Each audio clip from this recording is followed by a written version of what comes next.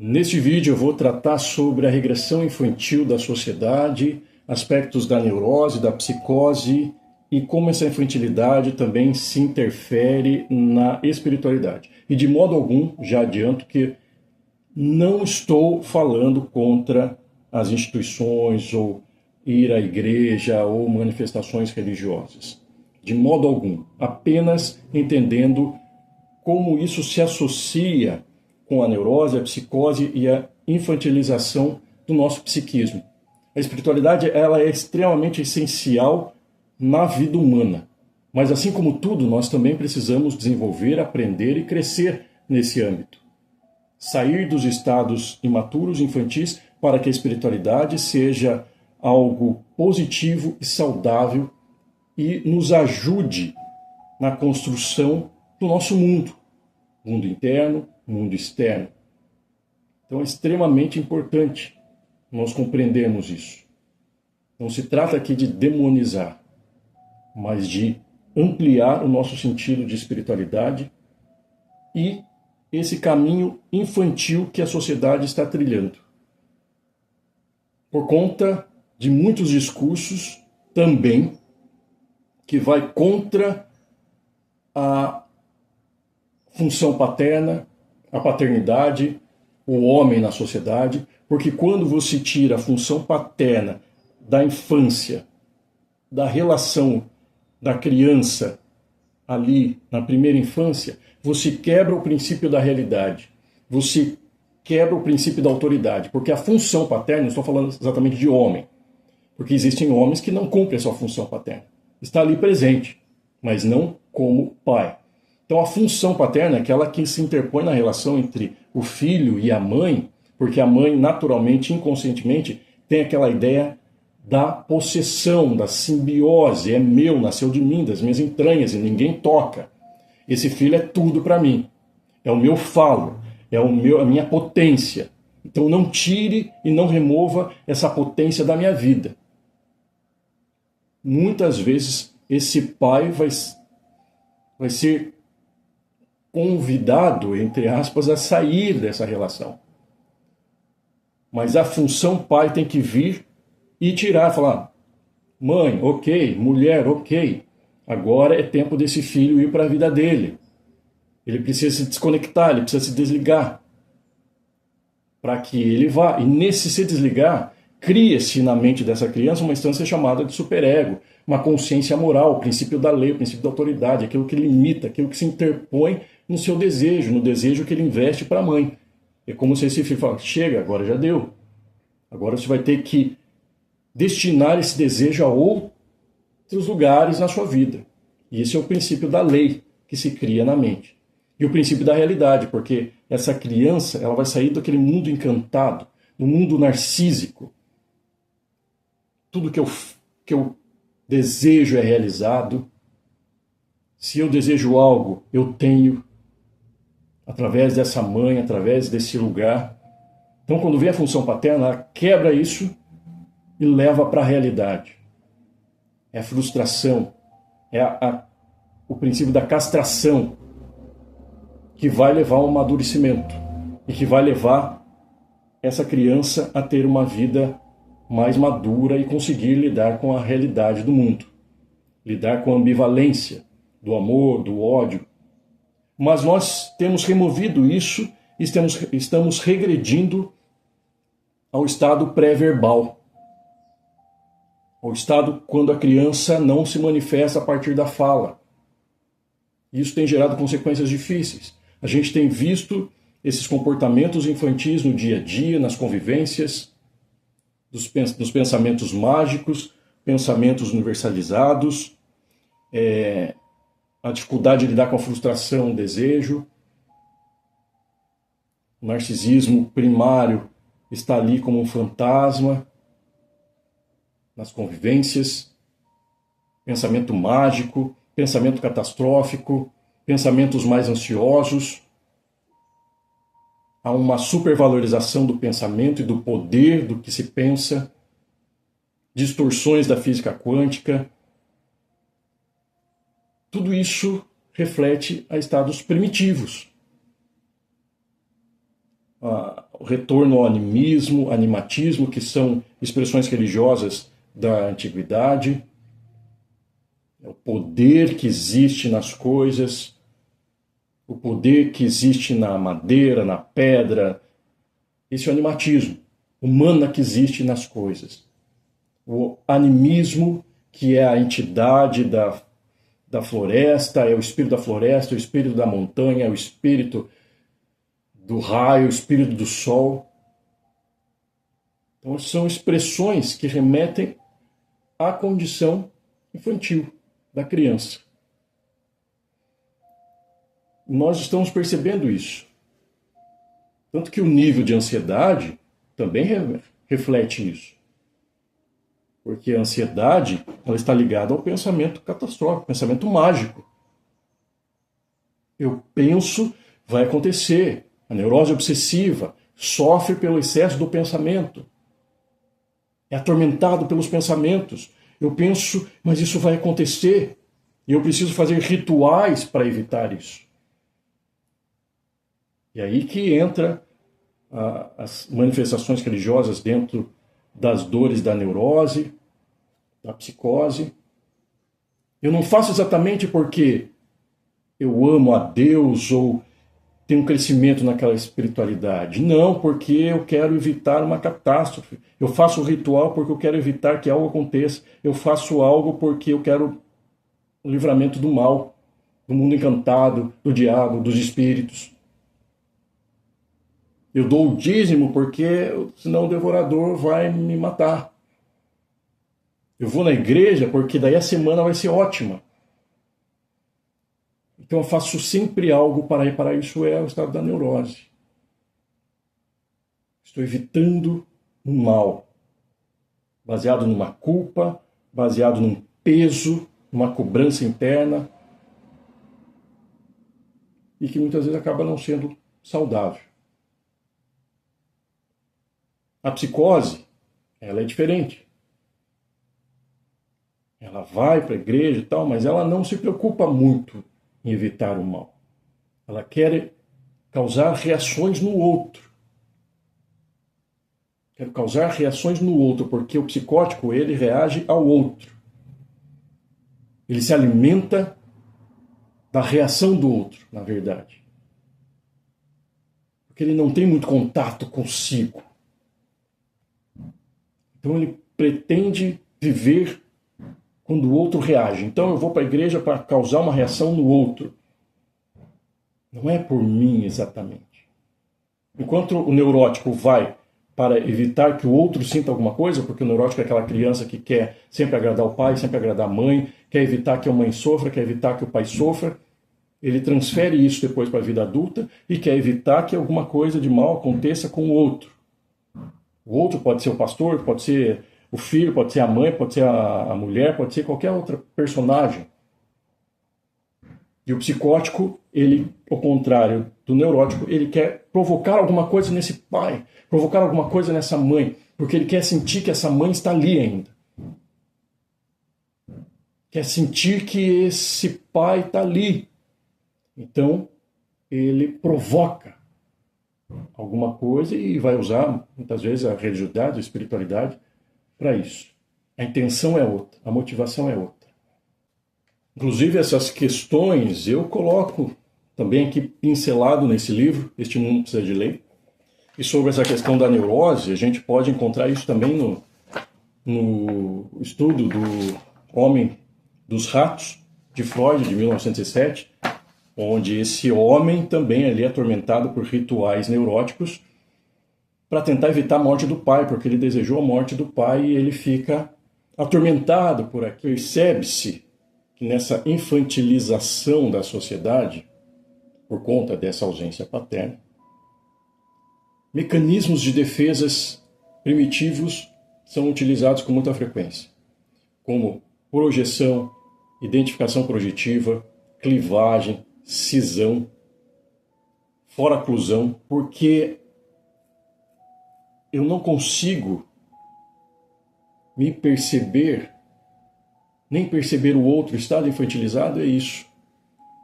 É um estado simbiótico, é um estado como o bebê com a mãe, se mistura, perde-se, olhando para o campo psicótico.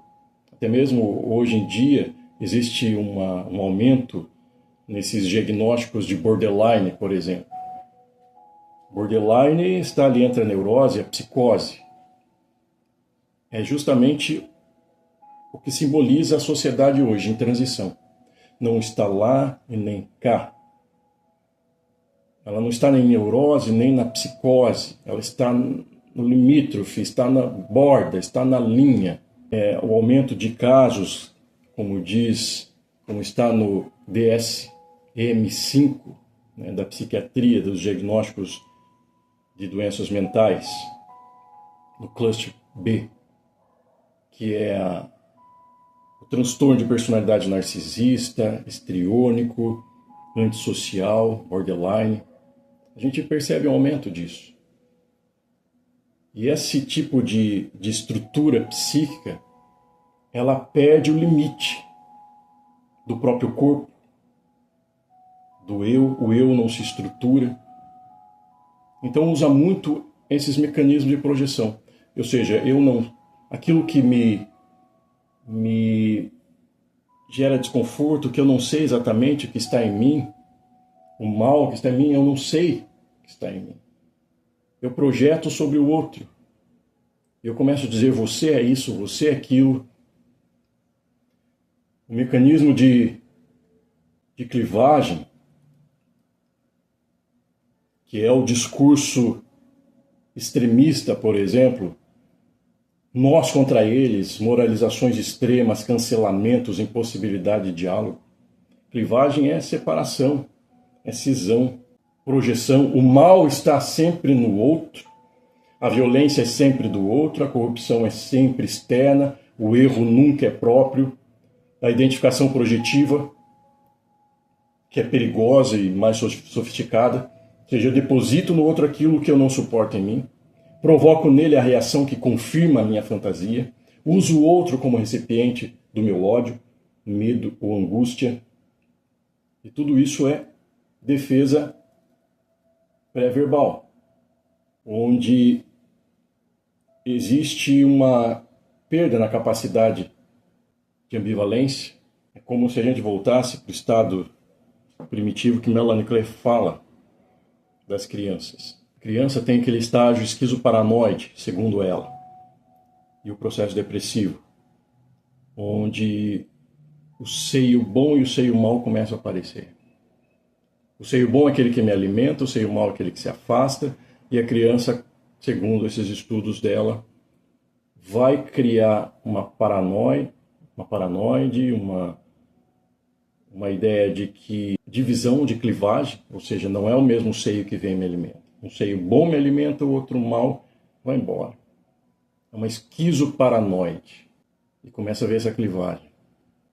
E daí começa a ter um sentimento persecutório, quando ela reconhece que esse seio que vai embora também é o mesmo seio que alimenta, que é o mesmo seio da mãe. E começa a ver uma culpa e uma ideia de que esse seio mal vai vir fazer algum mal para ela, porque ela está pensando algo ruim. E há esse sentimento de persecutoriedade. Ele começa a entrar num estado depressivo. E são aspectos que a gente observa na sociedade. Muitos sentimentos de persecutoriedade. A pessoa é contra mim. Ou no trabalho tem alguém contra mim, alguém falando contra mim, o outro é contra mim. Alguma coisa de mal vai acontecer. E todo esse retorno ao primitivo, então essas características infantis fazem com que a gente dê um excesso de poder ao pensamento, como o pensamento mágico. A criança ela tem esse pensamento mágico, se pensa vai acontecer alguma coisa. A gente retorna, se a gente for ver a espiritualidade, a religiosidade primitiva, do animatismo. Animismo é quando entende-se que existe uma entidade por detrás das coisas, um espírito, uma ânima, uma alma, Então, o espírito da floresta, o espírito da montanha, o espírito da cachoeira, o espírito da flor. Existe uma entidade ali, uma personalidade nas coisas. E o animatismo é a ideia do mana, do poder que existe nas coisas. Não é exatamente uma entidade, mas existe um poder na pedra, existe um poder na madeira. Então, são aspectos primitivos. A espiritualidade faz parte da vida humana. Mas como a gente utiliza isso é diferente. Pode se diversificar. Então, esses poderes mágicos que a gente percebe na nossa sociedade hoje evidencia a nossa infantilização. Por exemplo, o animatismo no dia a dia, quando você pensa em alguma coisa que pode acontecer de ruim e as pessoas batem na madeira 3 vezes. Nossa, essa madeira tem um poder de anular isso que eu acabei de pensar. Então, isso é uma infantilização. Eu pensei algo, um pensamento mágico, e faço um ritual com essa madeira que tem o poder de anular aquilo que eu acabei de proferir. Então, o excesso de poder da palavra, a distorção da física quântica, se eu pensar vai acontecer, a lei da atração, enfim, o excesso disso parte do estado pré-verbal infantilizado. As fantasias e essa questão da espiritualidade, a gente pode até dividir um pouco a questão da neurose, da psicose. O neurótico, ele lida com a fantasia infantil, sim. Da religiosidade, ele se move pelo medo, pela culpa, pelo ritual, pela repetição.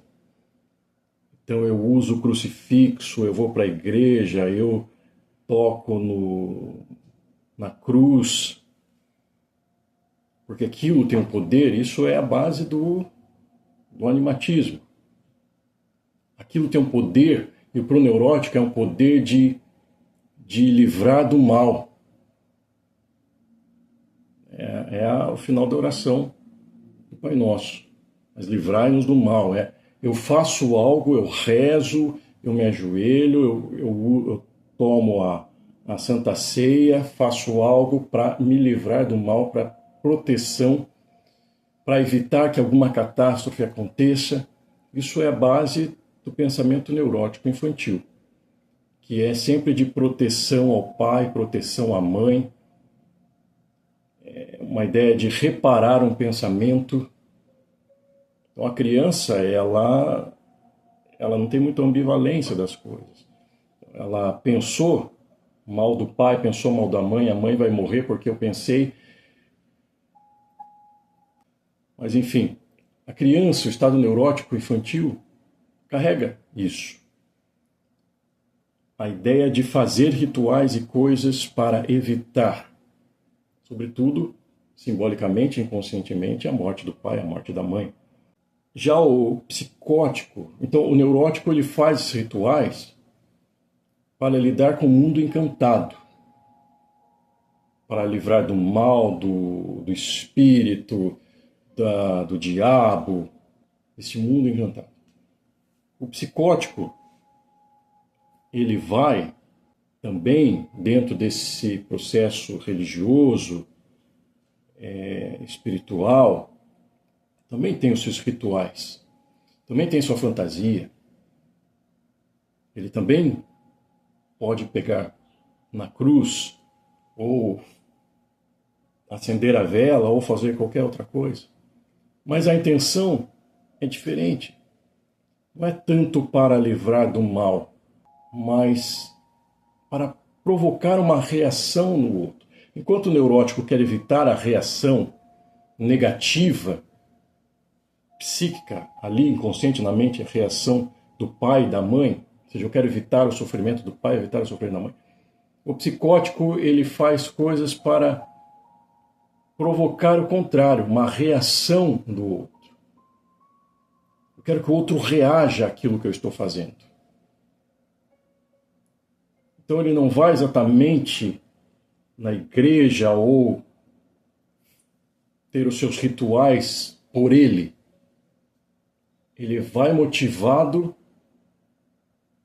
em atingir o outro, porque quer provocar a reação do outro. O psicótico, ele se alimenta e ele tem a sensação de estar vivo a partir da reação do outro. Como ele está desconectado de si, das suas próprias reações, ele não tem esse limite, ele busca sentir-se vivo a partir da reação do outro. Então vai estar provocando, fazendo alguma coisa, e esses rituais, essa religiosidade acaba entrando nessas motivações. Enfim, e quando você vai trabalhando, saindo das infantilidades, imaturidades, que é natural da vida humana e que se vai amadurecendo, desenvolvendo, você vai saindo de determinados estados. Por isso a palavra desenvolvimento significa deixar de se envolver, e assim é desde o momento que a gente está no útero. A gente vai saindo. Quando a gente vai desenvolvendo, a gente vai amadurecendo, a gente vai saindo do útero, saindo do colo da mãe, saindo do chão, saindo do seio, e assim a gente vai saindo. E a espiritualidade também. Quando você vai trabalhando essas neuroses, as psicoses, enfim, os excessos, os sintomas dessas estruturas, você vai saindo de certas fantasias, de certas ilusões, de certos pensamentos infantilizados, amadurecendo, mas não saindo da espiritualidade. A partir daí você não usa mais a espiritualidade para lidar com o mundo encantado, mas você usa como uma ferramenta, assim como a criança que usa determinadas coisas quando é criança para brincar, para lidar com o mundo encantado, mas o adulto vai e usa as mesmas ferramentas para construir algo, para atuar no mundo. Então a espiritualidade madura, ela não te convida exatamente a ir a um templo ou uma igreja. Mas tudo isso faz parte, ok? Você pode ir. Mas a espiritualidade, quando você vai desenvolvendo, você se move pela vocação, que é o vocare, né, no latim, que é a voz que chama, de dentro para fora. Essa voz não me chama para ir ao templo, para ir à igreja, ou para ir num ritual. Essa voz me chama para atuar no mundo. Assim você vai ver os mitos, assim você vai ver na Bíblia. A voz divina não chama para ir a um templo, ela chama para atuar no mundo. Mas não atuar na forma neurótica de reparação das minhas questões infantis. Eu preciso atuar no mundo porque eu preciso reparar a minha história. Não. Mas sarado, de forma tranquila. Não de forma que te cause angústia, como uma obrigação, que eu preciso fazer, se eu não fizer, eu vou morrer. Não. E isso é exemplificado, por exemplo, no texto de Isaías 6. Quando Isaías vê, ele tem uma visão de Deus, uma visão superior, e ele diz assim: ai de mim, porque sou homem de impuros lábios e habito no mundo, numa sociedade, no meio de homens com lábios impuros.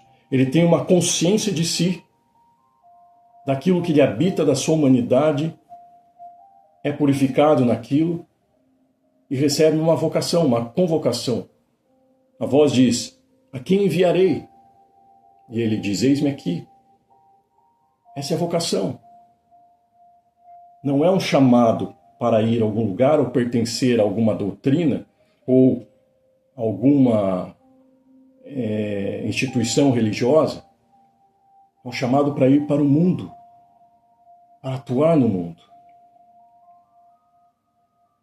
Ir ao templo, ir a algum lugar, pode fazer parte, ok, mas é muito mais profundo. Quando a espiritualidade não está embasada na dor da neurose, ou na dor da estrutura da psicose. Tanto que a palavra igreja, no grego, eclesia, significa de dentro para fora, chamados para fora, de dentro para fora. O chamado é sempre de dentro para fora. Não é uma convocação externa. Eu vou para a igreja porque o pastor está dizendo que eu tenho que ir, porque o padre diz que eu tenho que ir, porque o padre de santo diz que eu tenho que ir lá no ritual. Não, isso não é a vocação madura. Isso é a neurose. Isso é a base da neurose. A vocação que não está baseada nisso é outra instância. Então essa espiritualidade, ela não promete proteção contra o real, não retira o sujeito do conflito, não anestesia a angústia e não elimina a dúvida. E por isso, ela não produz fanáticos, mais agentes, não produz submissos, mais autores, não produz repetidores de ritos, mas criadores de obras.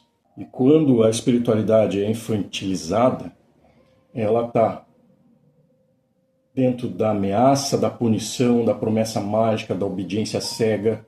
Bom, de tudo isso que eu desejei aqui trazer, essa ideia da infantilização da sociedade a partir da ausência da função paterna. Quando você tira essa função paterna, ou não coloca o nome do pai, como diz Lacan, psicanalista Lacan, você tira todo esse princípio de autoridade, de realidade, e você produz essa sociedade que vai se dissolvendo. Assim como diz Bauman, na sociedade líquida, que ela vai se dissolvendo. Líquido quer dizer que as partículas do sólido estão se afastando. E quanto mais se afastam, mais muda essa estrutura social. Do líquido, ela vai para a gasosa. Porque as partículas estão cada vez mais afastadas.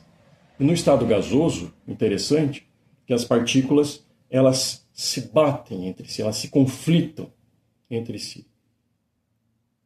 É o que vai acontecer na sociedade, se a gente não rever algumas questões. Cada vez mais as pessoas vão se afastar e conflitar entre si, nesse estado gasoso.